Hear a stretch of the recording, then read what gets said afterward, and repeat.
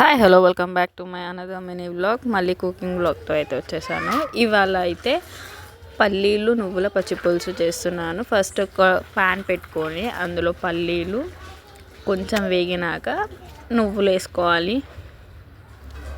And ఇక్కడ నేనైతే టోటల్గా పచ్చిమిర్చి అవాయిడ్ చేస్తున్నాను, ఓన్లీ కారంతో చేస్తున్నాను ఈ పచ్చి పులుసు.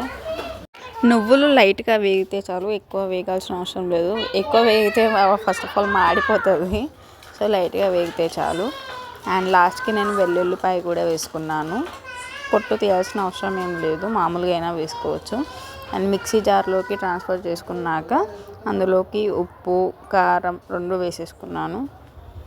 థిక్ కన్సిస్టెన్సీ కోసం కొంచెం వాటర్ అయితే పోసుకోవాలి. ఇక్కడ నేనైతే చింతపండు వాటర్ కొన్ని పోసుకుంటున్నాను. And guys, comment me in the comment section if you know this recipe. నువ్వుల పేస్ట్ అయితే ఇలా చేసేసుకోవాలి. ఈ పేస్ట్లోకి చింతపండు వాటర్ మిక్స్ చేసి వేసుకోవాలి. నేను ఇక్కడ మొత్తం జార్లో వాటర్ పోసేసుకొని ఇక్కడ పోసేసుకున్నాను అన్నమాట. చింతపండు పులుసు పోసుకున్న తర్వాత ఈ మిశ్రమం అయితే వేసుకోవాలి. అండ్ మంచి కలుపుకున్నాక మనకి తగినన్ని చింతపండు వాటర్ అయితే పోసుకోవాలి. నార్మల్ వాటర్ పోసుకోకుండా చింతపండు వాటర్ పోసుకోవడమే బెటర్ అన్నమాట.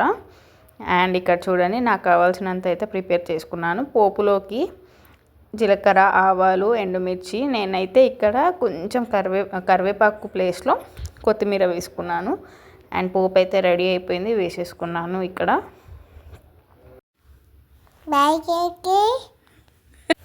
మా చిన్నోడైతే వాయిస్ ఓవర్ ఇవ్వడానికి ట్రై చేస్తున్నాడు ఇక్కడ నా దగ్గర.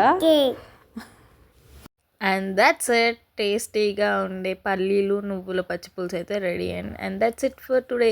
బాయ్.